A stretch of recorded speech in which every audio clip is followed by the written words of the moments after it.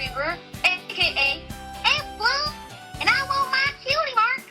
And I might just get it by having an interview with the MBS Show. So stay tuned to listen to an interview by me.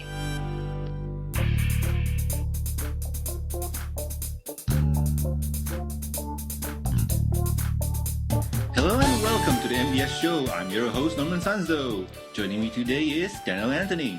Hello, Norman. How are you, Daniel? I'm pretty good. Survived a very, very bad rainstorm in the afternoon. Made it home alive. Oh my. Are you dry and safe now? Oh, yes. It was in the afternoon. It's now midnight. You know, Malaysian weather is rainy. It's not rainy. It's unpredictable. Oh, okay. Anyway, we have another co-host with us today. And that's Tash Irina. Hey fellas, how's it going? Long time no listen to you. How are you? I'm good, thanks. Melbourne weather's been pretty good today, actually. So that's always a nice change. Oh, cool. So, how nice is it? Well, it was nice and sunny. Like, I could actually sit outside and, like, have caramel custard in front of the library. I'm jelly of you right now. You had custard. I saw that picture, really. I saw that picture. I'm so jelly right now. I'll send some your way next time. Yay. Oh, did I mention what number episode is this? No, you didn't. No? That's strange. Because I think this is a special interview. Well, let me introduce our guest. And our guest for today and for this special episode is Michelle Creber. Hello, everybody. How are y'all doing? Fine, thank you. And also Monique Creber. Hey, everybody. Yay! I'm so excited right now. Guys, are you excited? Because I know I'm excited. Of course I am. I'm speechless. I can't stop, like, shaking with excitement. I'm like, ah! Oh, after the show, I'm gonna scream. Thanks for a moment. There's like a video feed. You'll see us like shivering in our chairs with the fan off, the aircon's off, but we're still shivering. So, Michelle, Monique, how are you guys? Good. Today's Saturday Night Songs, which is my radio show on EFR. So check that. Oh, wait, is this airing live? Or okay. No, it's recorded. That's all I have on for today, so that's all I could mention. And then we're doing a Christmas album, so we're working and recording for that today. So other than that, I'm just a busy day all around. How about you guys? What are you up to? Well, considering the time zone difference, you're gonna get some sleep, right? Hope so. Anyway, before we start the show, we got 4 important questions for you. Michelle, who's your favorite pony? My favorite pony? Besides Applejack, because she's my sister, I have to say Pinkie Pie, because Pinkie Pie is like a real-life pony version of me, myself. So I have big pony pictures that people is giving me of Appleblom, but not just Appleblom, but all the ponies. So I have to say that I just love all the ponies, except for if I had to pick one to be Pinkie Pie. Oh, that's an interesting answer. I thought that you would pick Appleblom. Well, no, I'm not going to pick myself. But she is very cute. The way the animators do her. Okay. Well, if you see yourself in Pinkie Pie so much, then Tasha is definitely your Malaysian equivalent. Yay! Kindred spirits right here. I feel the connection. She gives out free candy at conventions, so yeah. That's hilarious. Do you have conventions over there? Well, it's technically not a Brony convention, but it's more of an anime convention. You guys are having one in Australia, aren't you? Yeah, we are. We're having PonyCon AU. Yeah. So it's going to be exciting. Oh. There's even one just a little closer. It's in the Philippines coming up soon as well. Oh, wow. Oh, really? We want one down here very badly. Yeah, definitely. True indeed. I've been to Malaysia before. Oh, really now? Wow. Yeah, believe it or not. And so was my husband, Michelle's dad. I was there in, I think it was 1992 or 3, and I was working for Techniques Music Company, and there was a World Music Festival at the Trade Center in Kuala Lumpur. Is that what it's called? The Trade Center? The Putra World Trade Center? Yeah. yes. And then we traveled around a little bit while we were there. I went to Penang Island and, some other places that I can't remember right now, but it was lovely. Did you go down close to Singapore? You know, I just remember, I think that Penang Island and Kuala Lumpur were the two main places I was at, and I don't remember if I traveled beyond that. Michael went last year to play at the Borneo Jazz Festival. Oh. And, so he went to Sarawak, and I'd have to get him to tell you where he went because I forget all the places now, but he wrote lots of cool pictures, right, Michelle? Yeah, definitely. It's really nice down there. Oh, cool. Apparently the food was awesome. Yeah. Yeah, the Borneo Jazz Festival, they have a preview concert. It takes place at my university, so it gets people really hyped up, but it's in the middle of my classes, so I can't head over to Sarawak to watch the rest. Yeah, with some Borneo posters up now for the festival, and wears this Jazz Festival T-shirt, so we're reminded about it quite often. Okay. So, Monique, do you have a favorite pony? Well, I think my favorite pony is Apple Bloom, and since I don't voice Apple Bloom, I can say that. Michelle likes to. Oh, that's still nepotism. Come on. She's so cute. No, come on. What's another one? What's your favorite? Oh, but she is my favorite. I know. The first MLB episode I ever watched was Call of the Cutie, so basically the first character I actually got to know well was Apple Bloom. Yeah, I love that. Well, yeah, so that too, because the very first episode Michelle did was, is that the one with the big rant in it? That is key. That is the it? first one, yeah. Okay, so that I just remember coaching Michelle on her script for that one, and she had such a large amount of dialogue in that particular episode, and then those very, very fast rants where Apple Bloom, oh my, that... So I remember, ending with that. I want it now! Oh my. Okay, So Apple Bloom in that first episode. I just really liked her character and loved the way they draw her too. Okay. I think if you use that line on any brony, you're gonna get what you want. I've done that before. You've done that before or you haven't? Oh, yeah. No, I've done that before. Oh. It's some sort of a YouTube channel link or just like advertisement for an album or something. I just use all these Apple Bloom codes and they just fall right into it. They really do. Oh, that's awesome. She needs a link or something, and she'll just say, "I want it now," and then 5 will end up on her in her inbox right away. Wow, cool.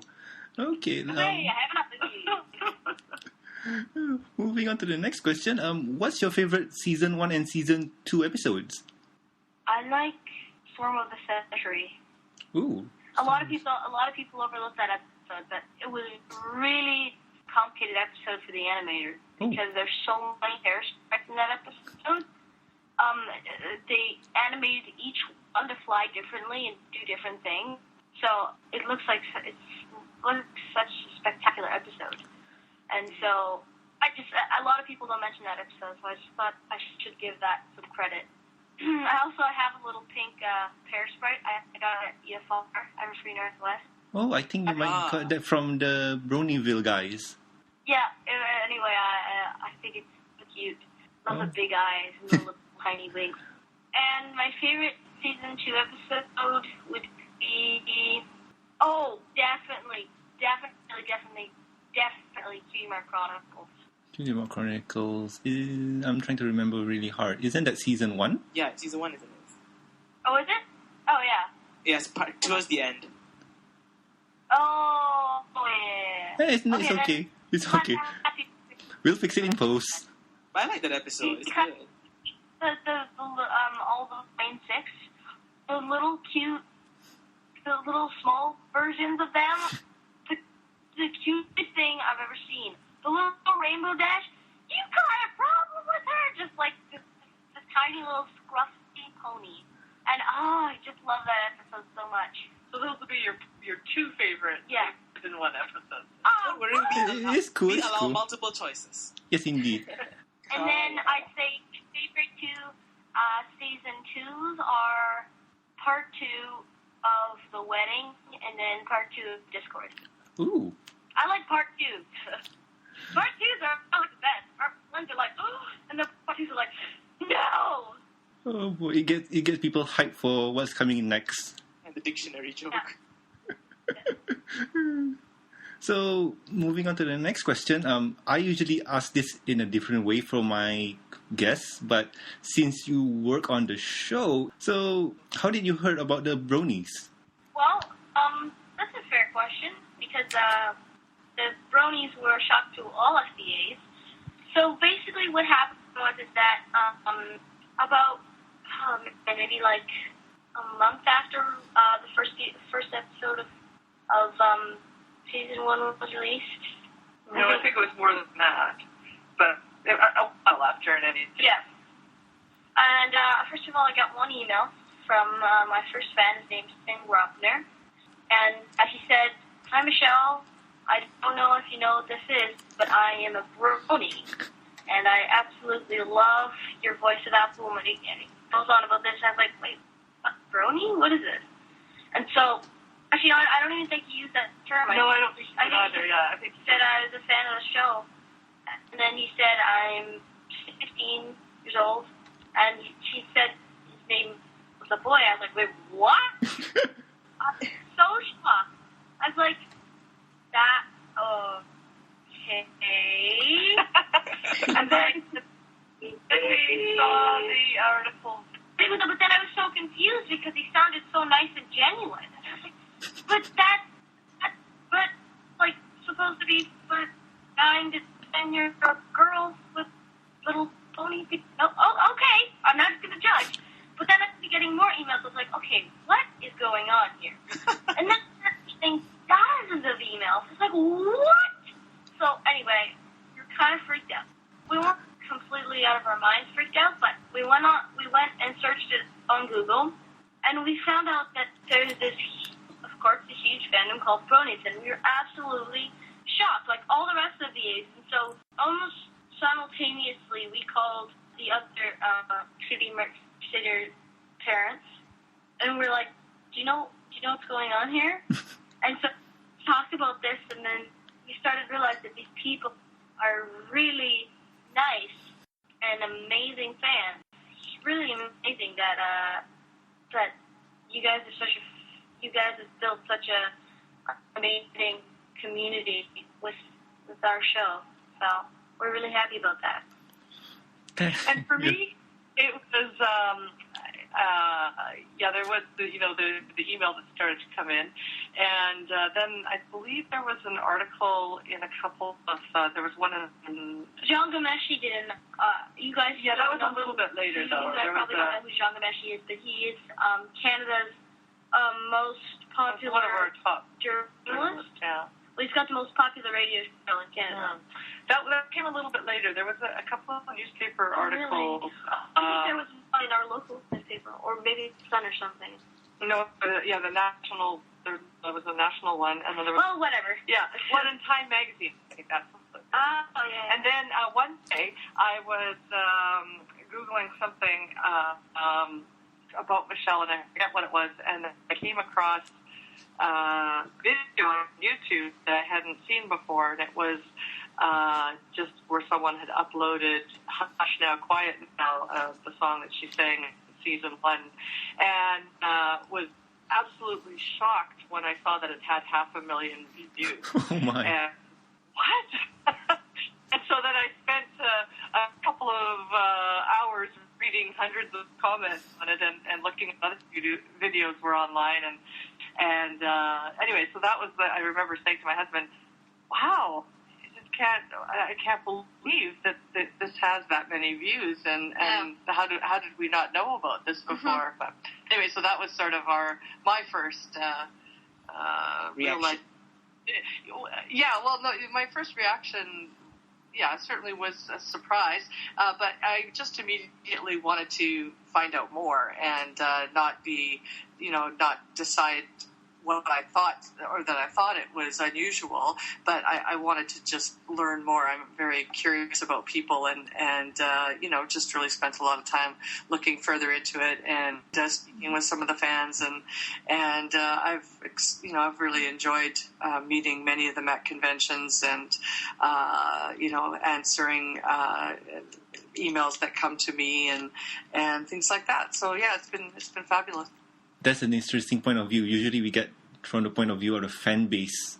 Yeah, because a lot of bronies, when they first get into it, they think, oh God, am I the only one? And then they go through the same search.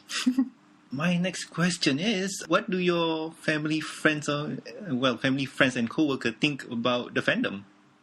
First of all of my family knows, and all my close friends know about the bronies, and they're, of course, anyone is skeptical at first, then once they do their research, which is very key to understanding the bronies, because you really have to dig deep into, why they enjoy the show, what kind of do and stuff, all that stuff leads you to a better description of that they're really nice people. So the thing is that on the surface, it does make any people, but don't. So you have to really that this is not creepy, but very spectacular. So that's basically what I'm trying. And I thought bronies had a hard time explaining it to each other, because I have a Pinkie Pie hanging from the car I drive to university, and people are asking me, "Do you have a sister?" I'm like, "No." Yeah. Oh boy. It reminds me, it's like some bronies are very subtle with their paraphernalia and everything. So we went to the Ocean concert when they went to Vancouver, and of course there's quite a few bronies there because that's Ashley Ball's band, who plays my sister Applejack in the show. And so I walks by, and he's got this fedora, just sort of like regular jacket, jeans, t-shirt, and everything. But then he's got this right in the flap of his hat. He's got this just tiny little Pinkie Pie sticking out of it, just very, very subtle nod. But you'll see his arms peeking out on the top. So cute. That is so cute. That is adorable. That's awesome. Well, let's move on to Q&A. So, All right. Michelle, how old were you when you started acting and dancing? Well, I have to change that acting, singing, and dancing because I have been taught to be a form of a triple threat. But when I say form of a triple threat, it's because technically I also do voice acting, so it's more like a Quadruple threat? It's more like it's kind of like a triple and a half threat. Because voice acting is a form of acting, so it's kind of like they split into 3 quarters. So that doesn't make any sense. But it does to me because I am partly insane. Thank you. All us VAs are. You should come into the room when we're recording. It's honestly insanity. We change between doing many different accents, and it's just complete chaos. A lot of method acting involved? Well, not really. It's more just a bunch of, fast-talking accents. Just mostly that. It doesn't really make sense to anybody out of the recording session because us VAs have a lot of inside jokes because we all work. There's basically like a community of us VAs, and so we all have our inside jokes and everything. We've all known each other for years, and so. I started when I, as far as I can remember, just as soon as I could talk, I started singing. I think even before I could talk, I started singing. So I just did that, and then my parents were in a music school called Creber Music in our home, and we had many, many students, and we do big, big concerts at Christmas time and in the summertime and spring and everything, so I have a lot of experience with that. And I would sit on Mom's lap while she would teach piano and voice and everything, and Dad would also teach piano, and we had a bunch of other teachers, and so I learned tons from that.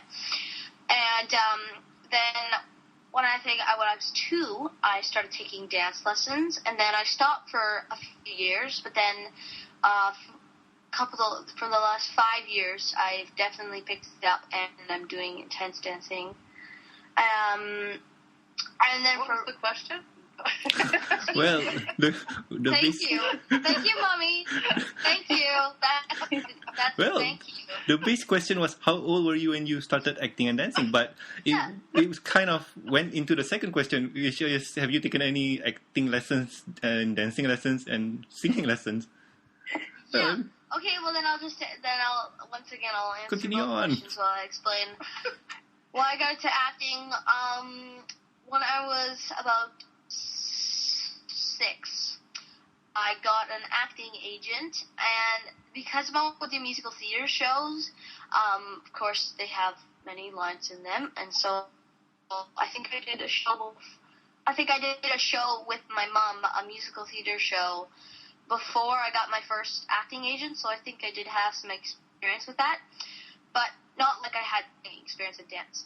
And so I got a film and TV agent, and then what happened is that there was a show, and it was episodes for Charlie Brown, and they looked all across the U.S., they looked in L.A., they looked in New York, they looked all across North America, but then they could not find anybody for the lead characters. They found some of them, but I think they still had Lucy, and they had a couple of the other characters. They just couldn't find the right voice. So then they came to Vancouver, and not only did they bring it out to voice agents, but they also sent out the memo to film and TV agents. So my film and TV agent said, look, I know this is not the thing that we usually do, but do you want to try a voice-over audition? And I was like, sure. So I went in, and sure enough, I booked the role of Lucy. And I also did that with Claire, who voices Sweetie Belle, and so I've known her for a long time. And then after that, I was like, let's get a voice agent. So then we looked for a voice agent, and then from there, I've just been booking stuff, and yeah. Wow, It's basically that's cool. my detailed story. So, my next question is, which method of acting do you prefer? Well, you know what? A lot of people ask me that, and it's very hard to compare because, first of all, a lot of different technique is involved with voice acting and acting. Voice acting, because it's got a very different dynamic as how you record it.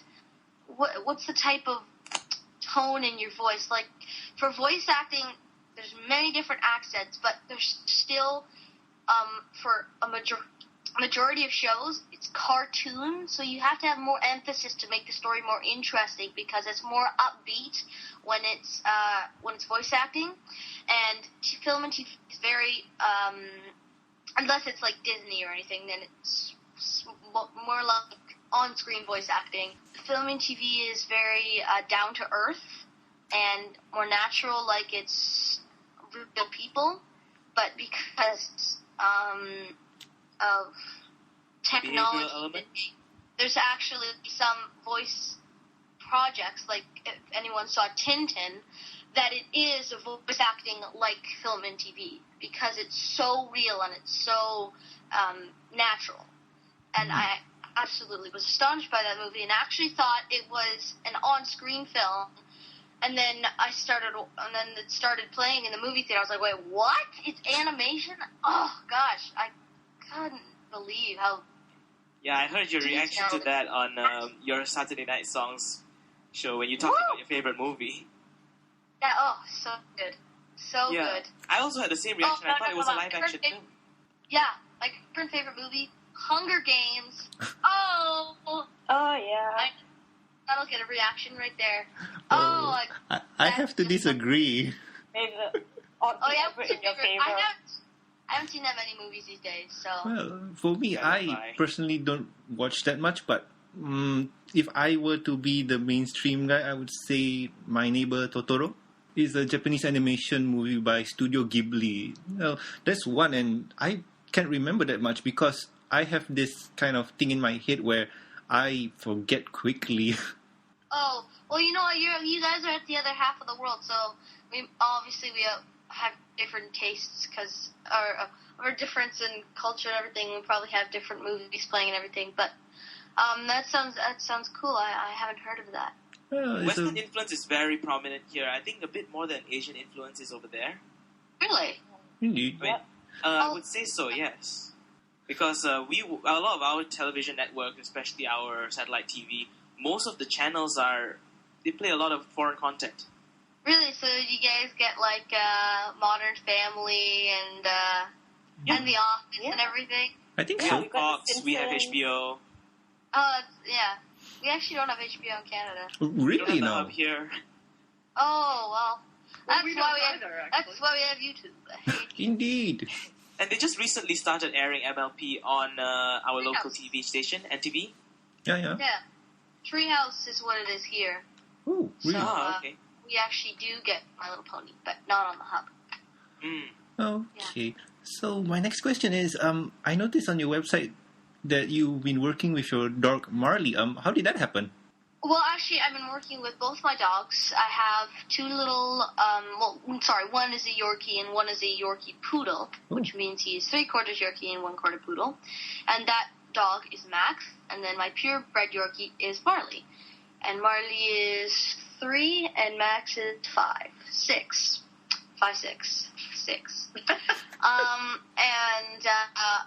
When Max was 18 months old, I did my first professional musical production as an orphan in Annie. And Max got the role of Sandy because the director was looking for a dog, and then we brought Max into the rehearsal one day, and she's like, "Oh, he's perfect. Is he trained?" And we're like, wait, you're serious? Because we're like, oh, Max is such a stubborn, but he's very, very intelligent dog. But he outsmarts you at every step of the way. Wow. Like, he's such a tricky and mischievous dog. It's so funny. And so we just kind of snickered, and we're like, wait, you're serious? And she was serious, so we started training him. At first, he was absolutely hopeless, like just hopeless. And Mom was trying to get him to sit, and he's like barking and everything, running all over the place. Like, no, Max, stay. And then after a week, then he suddenly just got right into her, and he just like shocked us. So it's like, wow, you're really good at this, Max. So then we did that, and then a couple years later, we did another Annie with Max, and then another Annie with Max. And those 2 times you played Annie. And then those times I played Annie. And Marley. Yep. Marley had a very small role. He was a cameo as the mutt in the alley that officer picks up. Yeah. Right before Max comes on. And I think, and Marley also had a crossover as a poodle right before that. and then Max, one day Michelle's agent called and said you booked a movie called Christmas Lodge, and there was a girl Michelle's age, a great character in this movie, and then he said, and they want your dog too, and I said which dog? And they said the one that played Sandy. Because the casting director came to see Annie. And, came to see Annie. Anyway, so Michelle's dog, our dog Max did that movie with Michelle. He played her dog in the movie, a dog named Natty. And then I was the role of Dorothy in Wizard of Oz last year. And they shared the role of Toto. And so, they split different scenes. Marley would be in the basket because Dorothy carries a basket with her when she goes to Oz. So Marley would always stay in the basket, and I'd carry him around in the little basket. And it was very hard though because they're not the size as a Toto. Well, they're not the size of the classic Toto. Yeah, and so it was really hard to carry. Not even just Marley, but not even just Max, but Marley was even very that doesn't make any sense. I understand it's heavy. He's heavy. Sorry. Marley's a little bit lighter, but from a distance they look like they're the same dog, so people can't tell them apart. But Max is more muscle, though. Max is heavier, but he likes to be carried, so he's very cooperative. It's Marley's very funny. smaller, but he's not It's inconvenient. Is what it is. Because, Marley is lighter and would be easier to carry, except he always just wants to play. Even though he is a very, very snuggly dog, he just, when he wants to not be snuggled, he'll just, like, kind of go, really awkward to carry, starts kind of, like, scratching his little paws in the air, tries to go, I want to go out, I want to go out, I want to go out. There's a video on, it's not on Michelle's YouTube channel, but it's favorite there, I think, where our most prominent Vancouver newspaper called the Vancouver Sun came out and interviewed Michelle and the dogs, and they also did a video On my YouTube interview. channel. It's favorited there. It's linked there, but it's not. It's on their. Well, it's still there. On their YouTube channel. Anyway, it's a video with Michelle and the two dogs showing some of the tricks that they learned, and anyway, you can see that on YouTube. Could you toss us a link so that we can put it in the show notes? Well, Sure thing, we'll do. While you do that, then I can answer the next question. Yeah. I could And do it. You also, don't you know, really need. like, I just realized you have a whole family that has performing arts running in your blood. Oh, yeah. Wow. I wish I got a question. Think up for that. Maybe later. So, the next question is, what do you usually do when auditioning for a role? For voice acting? In general. Okay, well, first, I have to split them up because they are very different. Voice acting, it's more simple to prepare because, first of all, you don't have to memorize your lines. You don't have to come up with a look. It's all about your voice, and it's all about the way that you deliver it on screen that will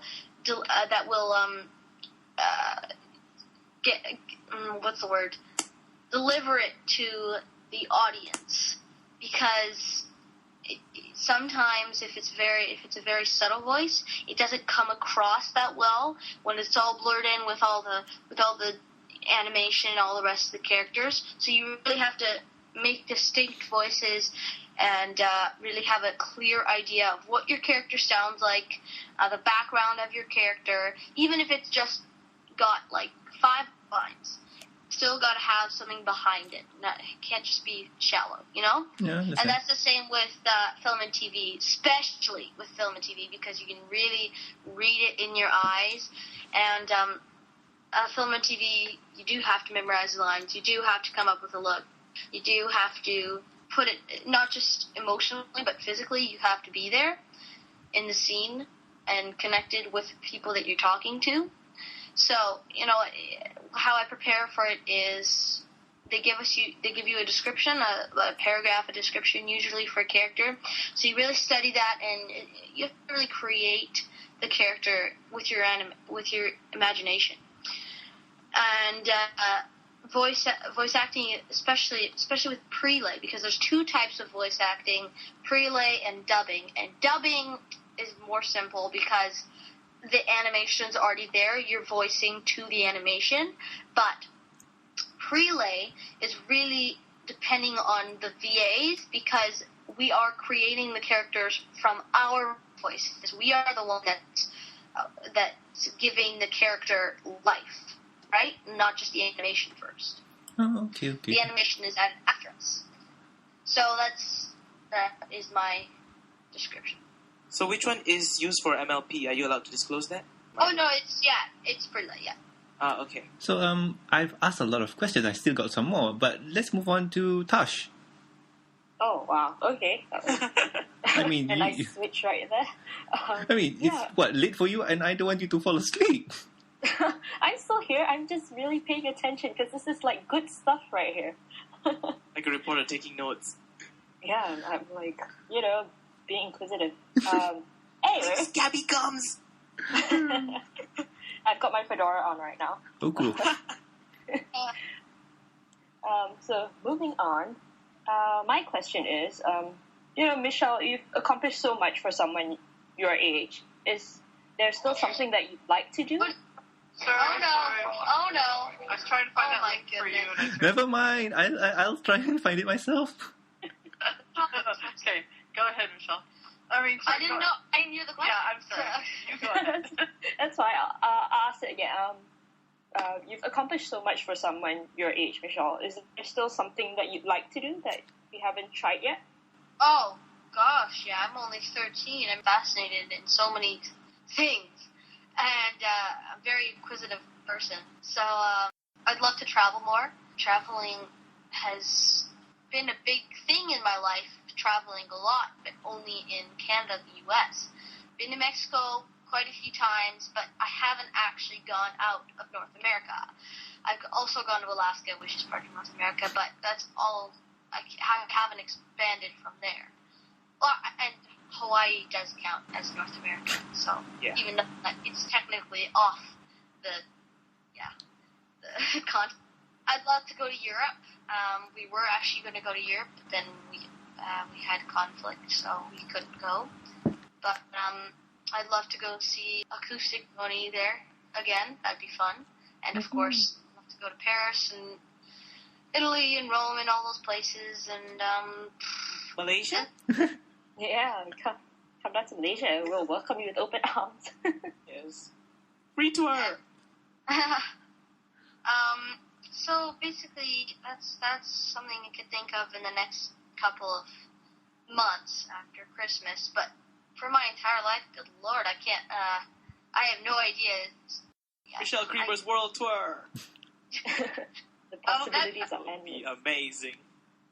I mean, I'm really, really fond of school, and I only just started the eighth grade, and I really try to expand because I don't go to a regular school. I really try to expand the curriculum and hold it for my own brain, and I do that with my teacher, Miss H. And I'm very interested in politics and science and definitely space. I just have too many things that I'm interested in to out of something. So. Well, that's great. You shouldn't limit yourself to like just one thing anyway, right? Try everything. I want to join a hockey team because I have been skating I have been playing hockey for a long time, and I'd really love to join a team. And I'm a huge hockey fan. So I just never have had time to join an actual team. I've played games and everything, but I'd love to just join a serious team. I'm sure there are bronies out there who would love to have you on their team, just saying. It's like, give me the puck, but I want it now. All yours. That's not fair. I'll move on to the next question. If you could sing a duet with any artist in the world, living or otherwise, who would it be and why? I'd have to say Mariah Carey, because Mariah Carey, in my brain, is the most spectacular singer in the entire world. I mean, we're just so inspired by her for her Christmas albums, her two Christmas albums, for our new Christmas album, Creber Christmas.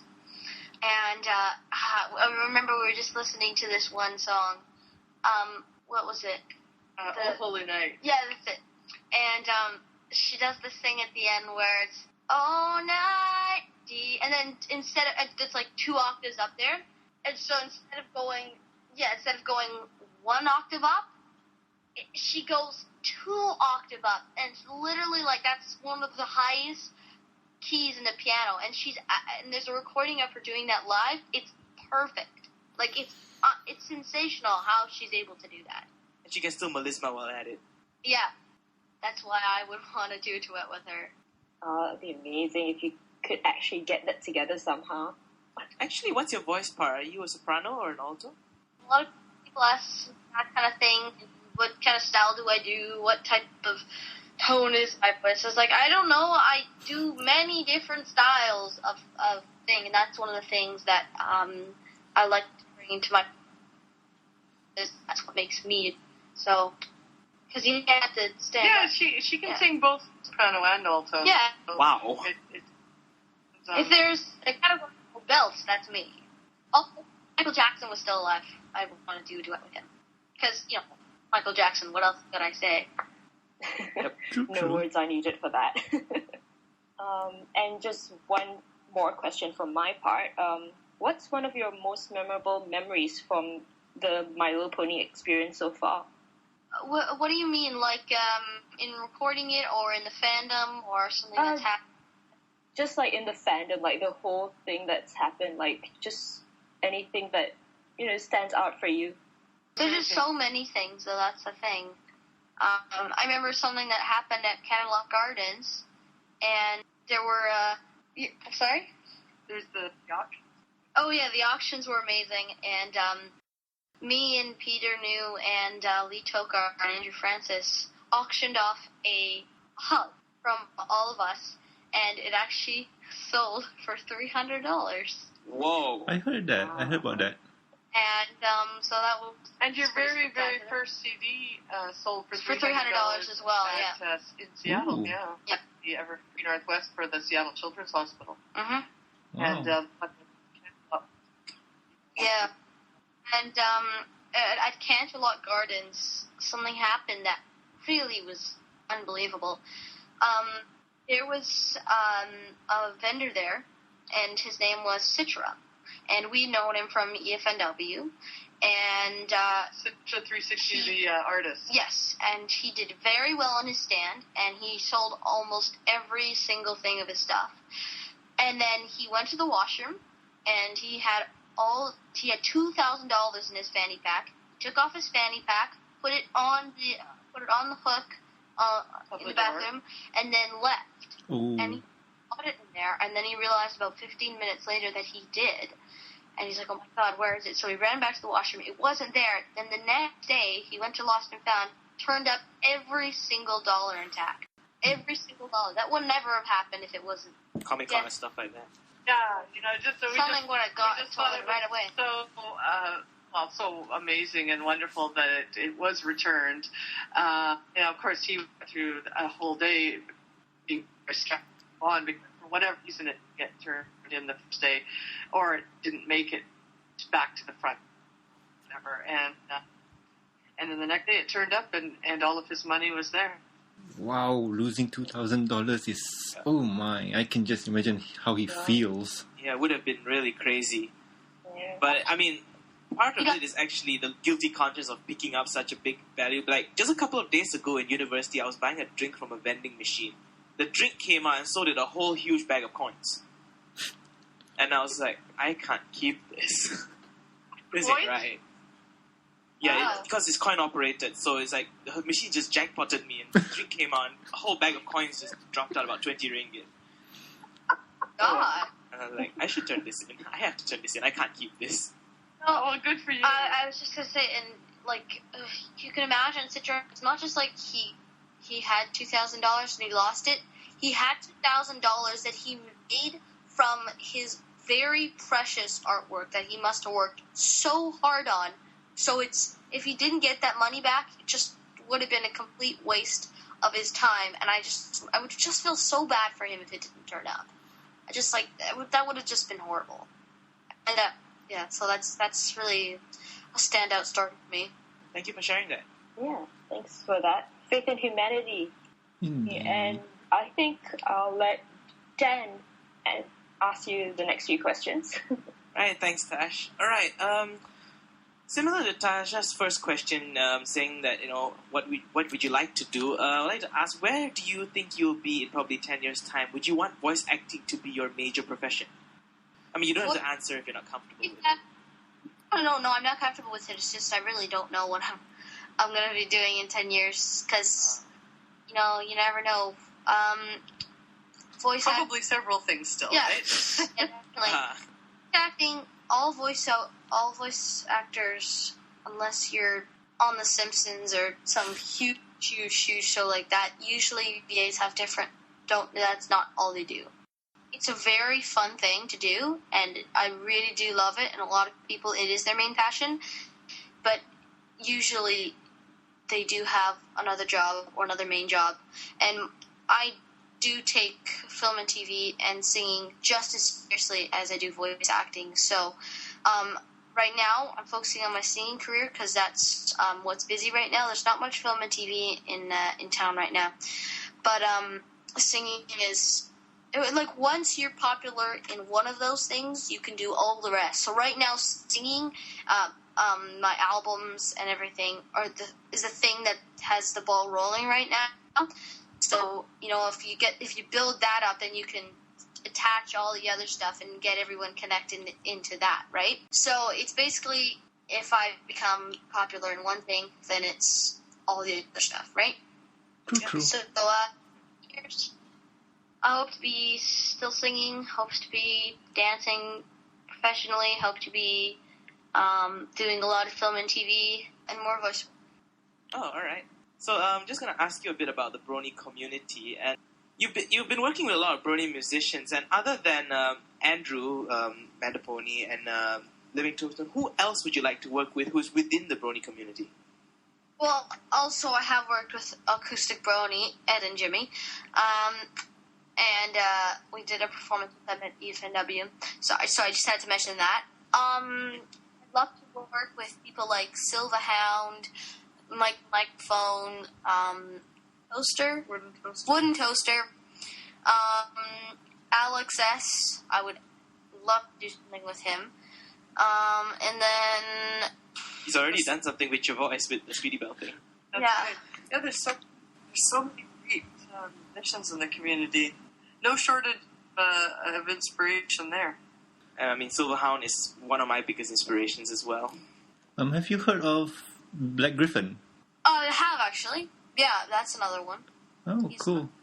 He was in Singapore recently, and Norman went to see him. Yeah, he's a cool guy. I got him on Skype. If you want to talk to him, I could hook you guys up. Oh.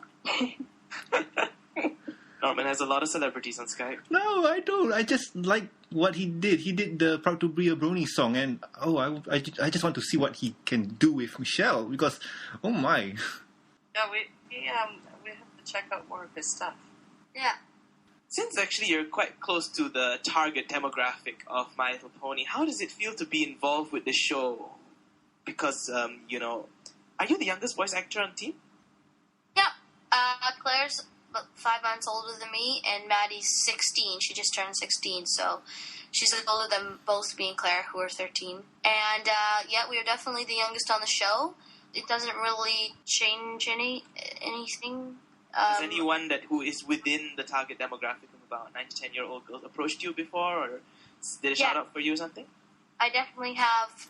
A majority of my fans are, of course, the usual 14 to 24 and onwards, but I do have many teenage, more like 7 to 12-year-old girls who are following me, and they looked up. It's different. I have a different response to them as I do with my other fans, because I treat they're more like they see me as role models, because usually it's people that are older than you, and because you have to, it's hard to look up to someone that is the age of someone you've already, like that age you've already passed on, right? You'd already. But I look up to you. Honestly, I do. But it's just a different way that you react to them and talk to them and everything. So it's I can understand. Yeah. So, other than Apple Bloom and Sweetie Belle, is there any other character in the show you would like to voice if you're given the chance? No.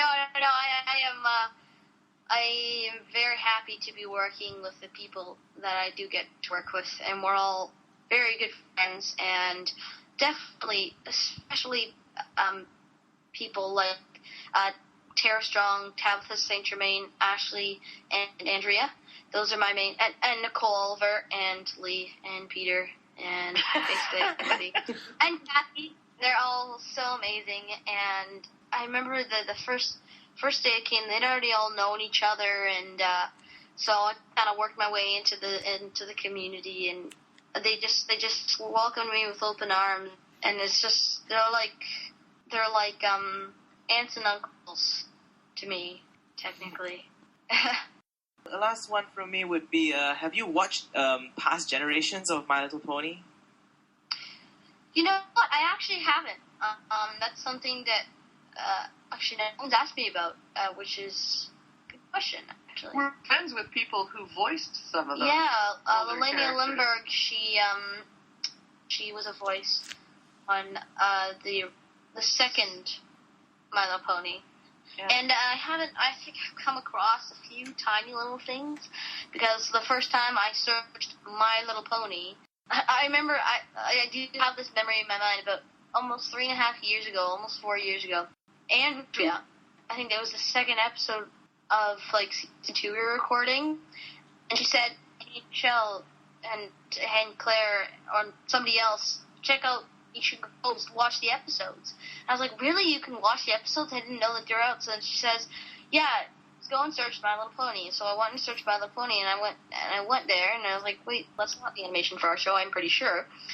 And then I for another session, he said, "No, friendship is magic," and that was the first time I ever heard the word friendship is magic. It's like the first time I ever Heard the saw. phrase? Yeah, ever heard the phrase, ever saw any of My Little Pony. So I just have that distinct memory in my mind. I thought that was pretty cool. Oh, when you got the script, it didn't say friendship is magic? It did. No, actually, I don't think it does. I think it says My Little Pony in the scripts. I'm not sure. We'd have to check that, yeah.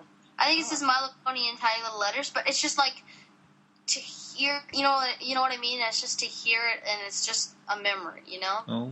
I guess that's why John Delancey was really surprised when he got the whole fan following from My Little Pony fans, because I think he wasn't aware of what he was voicing. Exactly. Alright, so Norman, you still have some questions? Yeah, and this one is pertaining to your CD. So, how did you came up with the idea for your album? Well, we have to give most of the credit to Mom, because she came up with all the ideas for what songs we should do, and she brainstormed with me and Dad, but she's really the mastermind behind it all. I love to cover classics. I love to do all the classic jazz and all the classic rock and everything, and ballads and everything. So Mom was like, "Well, why don't we do it in a way where we have a bunch of classics over the years?" And we were just like, "Well, how many songs are in a CD?" Usually about 13 or 14 or 12. And we had quite a few bonus tracks on our album, so we actually ended up having 16 tracks. But she's like, "Well, okay, well then let's make it 10 years. Let's make it 10 decades. Let's make it a century, and then we'll have a few of the decades will have more than one song." And we're like, "Yes, that's such an awesome idea." So we started gluing and pasting all the songs on the chart and saying, "Okay, which chart should we know?" We looked up all the years of when the songs were made and everything. So we came up with this structure, and then we started recording. And we already had a few of the songs that we had recorded beforehand, but we hadn't released them. So we put them on there. I think those were "Don't Mean a Thing," "Friend Like Me," and... Yeah, I think just those two. Yeah. So you'll really notice that if you listen... You should do this. If you have my album, listen to "It Don't Mean a Thing," and then listen to "Think." "Think" is the last song I recorded, and then "It Don't Mean a Thing" is the first song I recorded. You'll hear a major difference of, like, Yeah, her voice grows up in that time. Oh, okay, I'll try, because I have the album and I didn't notice that. Yeah, when I went down south to visit Norman, he was playing it in the car, and we were like, "Wow." Because it's better than what they play on our radio. It doesn't like sound drastically different. I think you mean more like it's like her vocal skills really progressed a lot in that time frame. So what she was able to do by the end of the process had grown considerably to from what she was. It's not really the pitch of the vocal. No, it's not so much in the pitch or tone, just more in just the general professionalism abilities, of it. yeah. So. Oh, okay, that's interesting. I'll try to do that later on. Yeah. So, I'm actually in a semi-professional choir myself in Kuala Lumpur here, and Nice. I've been with the Academy, the Young Choral Academy, for 10 years now, and I've been with the people, and we've watched each other grow up and sing. We've watched each other like slowly change parts, like guys from soprano going all the way down and down and down and down. Yeah. It's a much bigger difference for guys than for girls. Yeah. Definitely. Although mine was a very little jump. I was an alto. I dropped a little bit to a tenor. But I have friends who've dropped like right across the piano. Right. Oh. Right. They were doing high soprano right down to bass singers. Yes. We actually have 2 of them. Wow. And we even have a male soprano. Wow, that's great. All right. My next question is, how long did it take you to finish the album? Oh, from the period of about 2011, the mid 2011, around like September or something, or I think it was maybe like June. That it was. Remember when we did those first 2 songs? I think it was about June or July. The majority of or maybe it was like spring. from November to June. Yeah, because then we did about 16 passes of Saturday night. And it was such a hard. We only did about 3 sessions for vocals, but we kept going back, changing the arrangement because it's. I mean, we have someone behind it who's absolutely a genius. His name is Robert, and you'll see that he has quite a few credits on the album. And Robert Messier, and he's a great friend of ours, and just like an astonishing musician when it comes to like. Pro Logic and like all those programs, and doing doing all the electronic piano and drums. He really sequencing. That's the word. He really makes it sound real. It's just like you can't tell the difference. And so we had many different background vocals. And you'll notice that there's like a group of guys, there's a group of girls, they have my vocals, they have some of Mom's vocals. And so we had to mix it in a way that they all wouldn't mush together, that you could still hear it. We had to switch the volumes all the time. We mastered it a few times, we mixed it many times. It was a very complicated song, but it turned out, in my opinion, I'm very proud of it. And anyway, so that was a song that we started in December and ended in about June. Yeah, and we just kept going back to it. But the majority of the songs were from about. As that. I think the majority of the songs we did January to June. Let's say we have. Let me just start from closest to the time that we released it. So we don't have to go into all that detail. Oh, okay. Well, I was just gonna roughly say that Think ended in June. And then no, July, right, because you're right. Even no. And then we just. And then Boogie. Oh no! The last thing I did. I remember the last thing I did was Boogie Woogie Bugle Boy. The last note was the oh yeah at the end. Yeah. And that was, I think, August 2nd or something. Oh, so that was the last track you did? Yeah, that was the last thing I did. I think the lowest oh yeah at the end of Boogie Woogie Bugle Boy was the last thing I recorded. Oh. How ironic, it's the first track. Creber fact. It was the first track, and oh my, when I heard that song, I know the song, but I can't really remember it because it's kind of an old song. But when I heard that song from you, like when you sing it, like, oh my, it was so amazing. Like, that set the bar. Thank you. No Creber facts, like Michelle Creber sang her whole album in reverse. She's that awesome. So a main reason why that was such a the I'm not talking about my vocals. I'm modest about my vocals. But the reason that it turned out to be such a spectacular track is because we had a very, very talented producer. His name is Robbie Buchanan, and he's produced everybody from Bette Midler, Christian Chenoweth, Barbra Streisand, Christina Aguilera, Mariah Carey, Usher, so just like Amy Grant, David Foster, Diamond what's his name? Diamond. I don't know. Neil Diamond. Oh. Just like every. It's really a spectacular. Wow. Spectacular. For a Talent. second, like Diamond Tiara went through my head. Oh my. Diamond who? Diamond who? Oh my. Oh. Yes. Oh. Okay. Only on brain. So, how did you work with Everfree Radio to promote your album? Well, I did an interview with them back quite a few months ago, and then they did an 80s week, and they asked if I could, like, because I did Wanted Dead or Alive and Boy from New York City, and they were both 80s songs from the 80s. We actually chose those songs because of 80s. Yeah, actually, oh yeah, that's right.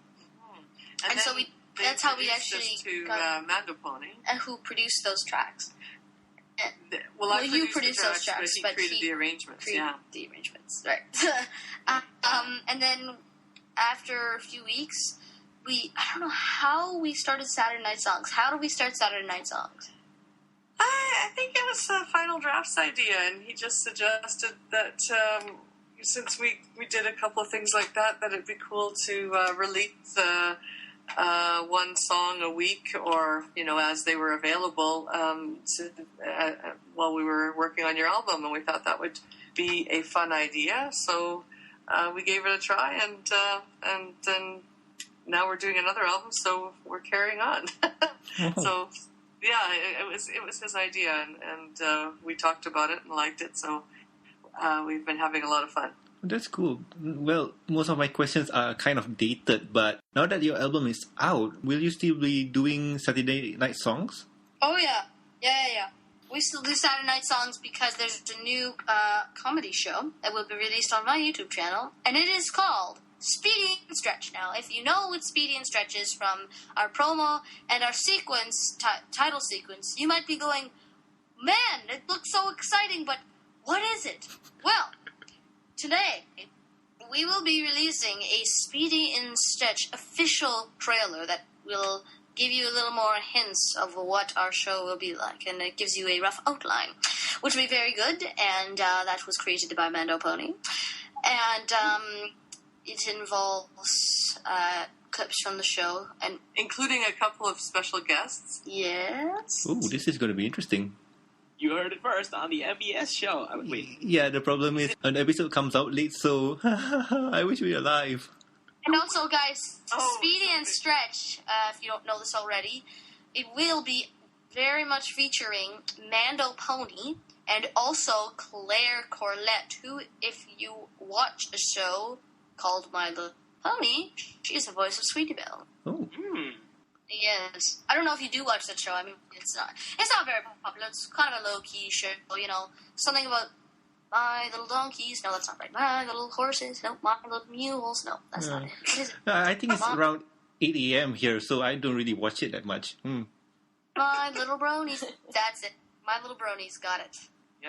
Here's the next question. You said that you've been working with Mando, so how did you get him involved in your album? Well, as I was just saying about 80s Week, Mike introduced us to him. Final Draft. Sorry, I always say Mike now, but his actual known name is Final Draft, his pony name. And for 80s Week, and so we looked up his stuff on YouTube. I was like, wow, this guy's really good. And so he arranged Wanted Dead or Alive and Boy from New York City for 80s Week. And then we started working with him more and more and talking to him on Skype. And then eventually he came to Vancouver to do Speedy and Stretch with us and work on the album in person. So he'd be there with us while we record and everything. And he's been absolutely great. I mean, like, he's been practiced for the performance in Seattle as well. And so he stayed in Vancouver, and then we all went down to Seattle. Me and Andy and Mom and Dad and Natalie Sharp, Stretch. I was going to say Speed. I was like, God, no. It's like, I'm not Stretch. There's no way I'm Stretch. I'm 5'1". She's like 5'8" or something. 5'6". Yeah. And then my good friend Colleen, who was performing with me and on stage and everything, she's in Spies in the Night, which is a Speedy and Stretch video. Did we release that on YouTube? Oh. Anyway, it's... what was I going to say? Oh, yeah, and he was absolutely amazing to me and Natalie and Claire. He was like a big brother to all of us. And so, yeah, he became he became part of the family. Let's just put this way, Norman. Yes? If a Creber says he or she wants to work with you, you don't simply say no. One does not simply say no to a Creber? You don't simply say no to a Creber. Okay. So, my next question is a bit strange, but did you ask the Living Tombstone to remix one of your songs, or did he offer to remix it for you guys? He offered his services to us for anything, and then we asked him, okay, well, we have this song. And we didn't do that. We said, okay, we have a few songs. Which one do you think that you could work with best on the album? And he said, well, I love this one. It's called, Saturday Night. And we were like, yeah, that'd be awesome. So I was just going to clarify more specifically to the question, though. I believe originally we connected with him through Final Draft as well.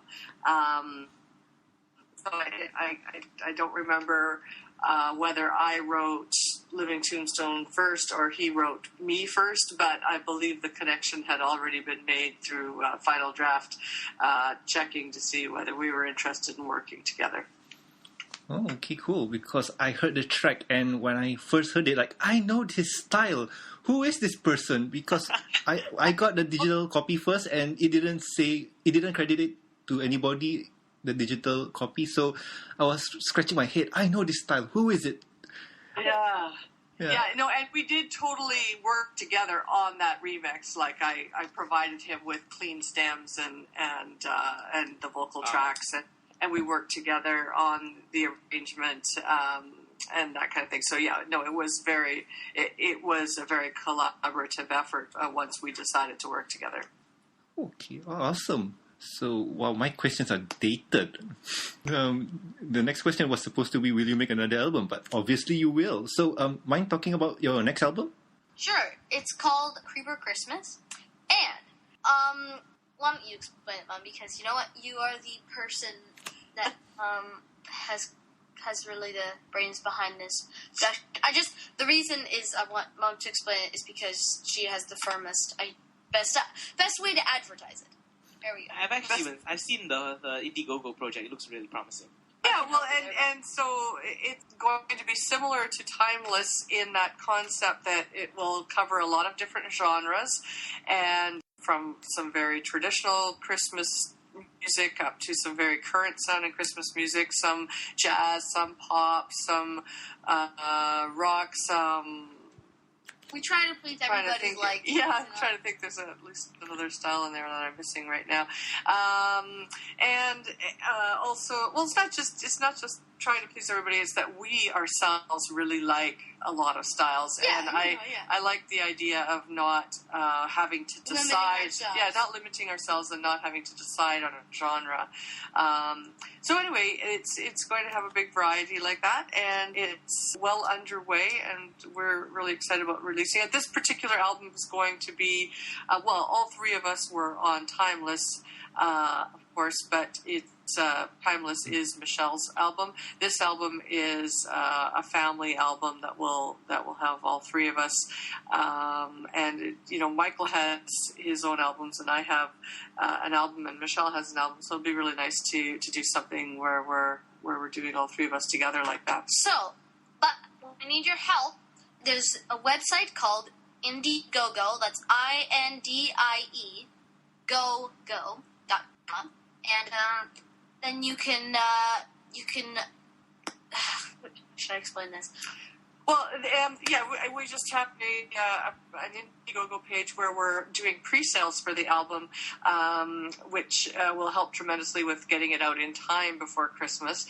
And people can not only just pre-order the album, whether you buy a digital copy or a sealed copy or a signed copy, those can all be pre-ordered. But you can also order much fancier projects with things like Michelle baking you Christmas cookies or headshots, lessons with us online, either with Michelle or Michael or myself. And we even have, we already have one sponsor for our largest package, which includes the ability to choose a song on the album from Michelle and Mando wanted to do.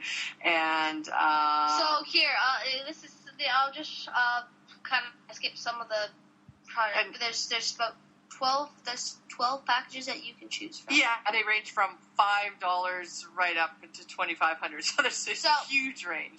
We have the $10 package, which is it's called Do You Hear What I Hear? It's all about people can go to the page to see all of so you just check it out, but there's a lot of cool stuff there, and you can get like digital downloads, signed CDs from all three of us, a signed CD of Timeless, a signed CD of my of all our other Christmas album, all other Christmas. No, those aren't Christmas albums. Oh, they're okay. Yeah. Anyway, then, so there's a huge variety. Now the $200 package, I just have to say that from our house to yours is called all of the above, plus 1 dozen of my homemade cookies, hand-decorated Christmas cookies, and a 20-minute online chat with the Creber family and a small group of sponsors. And then you can have, as you said, vocal coaching and lessons or piano or arranging or anything. And then you have your name included in a special thanks on the CD and the liner notes. And then you have... I think people can go there to check out all I need to get people pumped up about this. And then one of the ones is actually, the second biggest one is you get an executive producer credit in the liner notes, 5 additional copies of the CD, and then the Crebers will perform a 30-minute online Christmas concert for you and your guests. Yeah, that's going to be fun. And so then we get to do. We're already doing one of those. Someone, his name is SR Foxley, and we thank him so much. If you are listening to this, SR, that really helps us a lot. He purchased the biggest package. It's called the Hallelujah package, $2,500. So you choose a Christmas Carol for me and Andy to record as an acoustic bonus track for the CD. And then a brand new Shure 55SH Series 2 vintage style microphone signed by me, and then a pair of drumsticks signed by me. And we'll also phone you on Christmas Day to extend our personal thanks and very best wishes. So, wow. You know what? It's worth it. And, we'll thank you forever. And even, like I said, the prices range starting at $5. But even just sharing the link helps us significantly. So even without spending any money at all, if you could just click on sharing the link on Facebook or Twitter and spreading the word, that really helps. And a portion of all the proceeds will be going to Plan International's campaign that's called Because I Am a Girl. And we're very excited about working with them again. We've already been working with them on the other project, and there's information about them on the Indiegogo page as well as a link to their site. Wow, awesome. You sold me on it. Like, once payday comes, I'm going to support you guys. Thank you so much. Get a new job. I think you can... I think the digital, all the choices are there, and there's just to get the CD is a lot less. Here you go. Okay, so on my website, you go to michellekreber.com, and then there's options like home, news, photos, blah, blah, blah. Then there's also something called press. Click on press, and then there's interviews from like My Little Pony and everything, and EFNW, and kind of a lot possibly will be up there soon.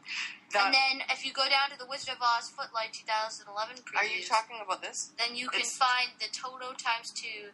Yeah, except for it looks like they took it down. So that thing we were talking about before, the dog video, it looks like it has been removed it's been up, it was a year old, and I guess they just took it down. I'll have to ask them if we can get a hold of it to put it back up again. So sorry about that. That thing we were talking about before, it looks like it's been removed. The dog thing. But anyway, just drop us the link for the Indiegogo page. We'll throw it into the show notes, and if you're listening to this, you know what to do. Indeed. Don't make Apple Bloom sad. He wants it now. Indeed. So, well... I need to spend money soon. Can you say no to that? I will love you forever if you donate it to our project.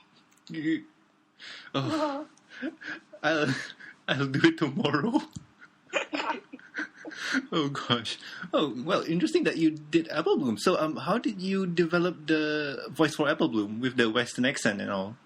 as I said, I think several questions ago, they give you a description on your character, about a paragraph, 2 paragraphs long. And so they just said that Apple Bloom is often mistaken for a brat and, like, just kind of whiny and everything. But she really, in a lot of the episodes, you see her be very truthful and sincere. She's redundant. But, you know, she actually does have a lot of depth to her character, even though she seems quite like, you know, I want to get my Cutiemark, my life sucks, blah, blah, you know, but that kind of thing. So I really try to make her voice sweet with the tiniest bit of annoying, but at her really true moments, make her very down to earth. And the country accent just came from just like a young country accent. Oh, okay, because I just noticed that you're Canadian and you're doing a Western accent, so you know it was kind of confusing for me at first. But you're a professional actor, so. Yeah, but you know what? We're all Canadian. And even Tara lives in LA, but she was born in Toronto. So we all have Canadian accents. My next question is, how did you get the singing role for Sweetie Belle? Well, I had already worked with Daniel before and knew I could sing, and so did our voice director, Terry Clausen. Claire is actually a good singer. I mean, she hasn't had training or anything, but she's a good singer. But she's not very comfortable with singing in public. So they already knew I could sing, and I sound very similar to Claire, and in just natural voice. Because Claire's Sweetie Belle is really just her voice toned up a notch, like just a little bit higher, and with more squeaks. Because I don't think she squeaks when she sees fabric every time. Pretty sure. I mean, I haven't actually seen her react to fabric before, but I don't think that she'll go to the top of her lungs. Something you can try next time you meet her. Just bring out some fabric and be like, hey, yeah. Claire, look at this! Fabric! Oh, cool. So, how long does it take to record the show? Well, they book us for about 4 hours every episode. And if you're doing a song, usually on the same day, then it's about 6 hours. Usually it only takes about an hour and a half. Depends how... on the song? No, on the episode. Oh, okay. And the song takes about an hour and a half. Oh, really? It usually takes more than an hour and a half for the episode. Mm-hmm. Oh. It depends how involved it is with the voices. Mm-hmm. Okay, here are some random questions. What was your reaction when you were first invited to the MBS show? Well, I love doing all the interviews for all you bronies in the community, and I'm very flattered that you all love to know what all us VAs are about. So, yeah. I really want to talk to all the VAs if possible, because we look at them as idols, but what's behind the idol? Because they're humans and we want to talk with them, not at them. Yeah. Just saying, did you ever imagine that you would ever get your music known as far as here in Malaysia? Well, you know, I'm very, very, very happy that my music has gone worldwide, and you never expect these things, but when they do come, I'm very, very thankful for them.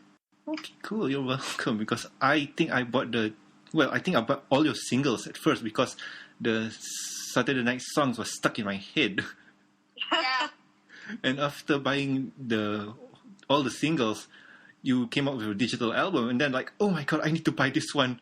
And then the CD came out, and oh boy, I think I spent more than what I got no idea. But I never regret a single cent. Oh, well, thank you so much for your support on that. We really appreciate it. The album is definitely selling worldwide, which is very cool. I mean, Michelle herself has sent out signed copies from her website to 17 countries now, on 5 continents, and 17 countries, yeah. But that's not including, iTunes, Amazon, CD Baby. I'm just talking about the signed ones that we've sent from here. And her website now gets hit from 102 countries on 6 continents. Wow. That's amazing. Oh, That's very surprising when we looked at the analytics. But what's really nice is that once the fan, learn about Michelle and her music and, more of her other project, they become fans of a lot of the stuff that she does, and that's really nice. Cool. I'll support the Christmas album. Seriously, I will. Thank you. Thank you. No problem. I'll do my Because best. it was... I've got a really keen eye out for the arrangement workshop. If I can afford it, I'm definitely going for that because I'm terrible at arranging music. Thank you. So, my final question here is: are you interested in doing any ADR, or better known as anime dubbing? Well, I have voiced many characters for dubbing. Oh. She has already. Yeah, many characters. And a few of them are ones she can't talk about. Yeah, right now I have Okay, because I did some research on Wikipedia and IMDb, and I didn't notice any animes there, so, okay. Yeah, that's because I literally just started doing dubbing a few months ago, but now I have about 5 or 6 projects that I cannot talk about. They are in the middle of process right now. Okay, cool. I'll keep an eye out. Yeah. I actually wanted to just say, when I was watching Mando Pony's channel, and then I saw that video you did when you hijacked his phone. Yeah. Yeah. That was genius because nowadays everyone is hijacking each other's Facebook and Twitter. You can't leave your laptop alone for 1 minute in my university without getting it totally hijacked by about 10 people. Yeah. And, putting a video on YouTube, that is the first I've ever seen that has been so out of the ordinary. Yeah. So, do you have a pony sona, like in any fan art? Do you have a original character, a pony that represents yourself, or do you just prefer to use Apple Bloom? Oh, well, a lot of people have drawn different, Ponified versions of you? Yeah, different ponified versions of myself. Sort of human pony versions of me. But you don't have an official OC, do you? I don't have an official OC. I'd like to make one, though. And maybe we should run a contest on Facebook, and I'll explain what That's a good idea. what I want, what my OC, like what the color of my OC would look like, what my Cutiemark would be, and then I'd see who my favorite drawing of it is, and then they'll have some sort of prize. That'd be a fun one. Would it not help it make it in line with your Christmas album project? Yeah. And actually, I was gonna ask, where would your Cutiemark be? Oh, that's an evil question. I'd want to say everyone would stereotypically say like a music note or like a script. But yeah, microphone. That's a good idea. But I don't know. I just want it to be something more interesting. Like if it was just something random. Like I just love. It'd be funny if it was like a hockey stick. Yeah. No. I was just thinking that really. Yeah, it would be a hockey stick and a puck. A hockey stick. I'd want it to be a slash of something. A hockey stick and Mic stand? A mic stand and a hockey stick cross. That would be awesome. That'd actually be kind of funny. Yeah. If it was like one, how you cross hockey sticks, except one would be a microphone, one would be a hockey stick. That'd be kind of cool. I want to see if people can come on. Anyway, so you got any more questions? No, not really. Just if you ever come to Malaysia, let us know. Sure. Well, talking about contests, I think we have a contest, don't we, guys? Yeah. Yes, we do. Okay, so recently I've asked people to send in fan art contests for the show and not telling them why I wanted it. All they know is they will be winning Michelle Creber's album. A signed copy at that too. Yeah. So, well, it's time to break the news. Michelle Creber will be the special judge and she will be selecting the top 3 winners. Yes. All right. So, in no particular order, I have 10 here, and they're all awesome. Number 6 by Pencil Point, and it is Apple Bloom with chubby cheeks saying, "Buy some apples." Buy some apples? 2 bits. And a little bag of, basket of apples. So, congratulations, Pencil Point. And then the next one is number 7, which is by Stephanie Tan, and it's a painting. It looks like paint. With Apple Bloom by like a nice brick house, and it's just I like the how it doesn't really have any context to it. It looks like it could be somewhere in Ponyville, kind of like a castle or in like a big field of everything, and it looks like kind of like the hills, like in Ponyville. Stone cottage. It's very nice. Well, it's 2-story. Yeah. And I like the way Apple Bloom is sticking or hung out. It's just it's quite creative in my mind. And then the last winner is number 10 by E. Dylan Crisp. And I love the picture, except I have to ask, why lemons? I mean, why lemons? I love the fedora. I love her sitting on the hay. But it's Apple Bloom. It's not citrus bloom. Well, I think it just gotten your attention, really. Yep. This guy is using subliminal warfare. So anyway, congratulations, guys. Email me and I'll send it out soon. Yep. So, And do let us know what the lemons are for. We really, really, really want to know. Yeah. Sure. Just drop us an email at the mbsshow@gmail.com. Seriously, we want to know. And if you have any theories of your own, if you're listening in and you're looking at the lemons and you're like, there's something to do with the lemons, I think I know what it is, drop us an email. We want to hear your theories as well. indeed. So before we go off, Michelle and Monique, do you have any questions for us? How big is the fandom there, do you think? Well, we're growing still, but I think we may have about around over 500? What's the that's Malaysian a lot. Brony Society head count? 400 plus, but you have to remember, those are the ones that sign up. The ones that are silent they're- are still. More that are there. Yeah.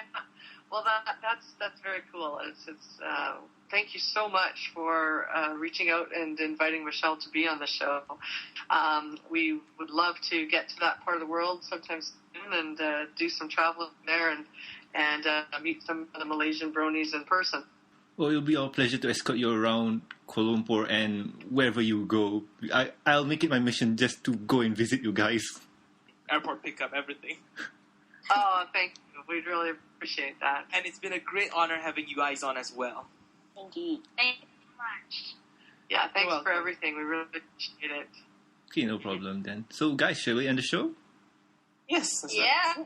All right then. So, I've been Norman Sanzo. I've been Daniel Anthony. I've been Tash Irina. I'm Apple Bloom. And I'm Monique. And we'll see you next week. Bye. Bye-bye. Bye. Don't forget to buy some apples. Think.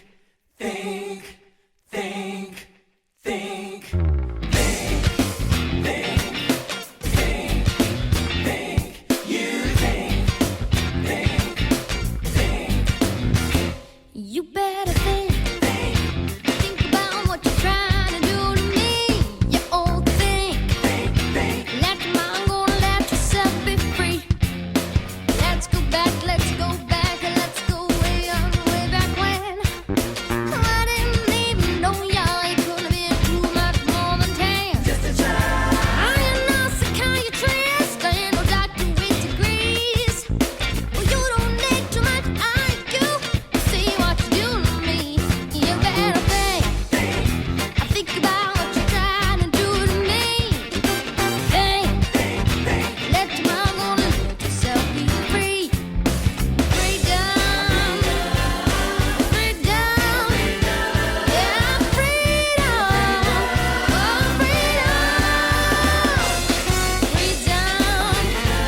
Yeah, freedom. Oh, freedom. Yeah, freedom. Oh, freedom. Yeah, think about it.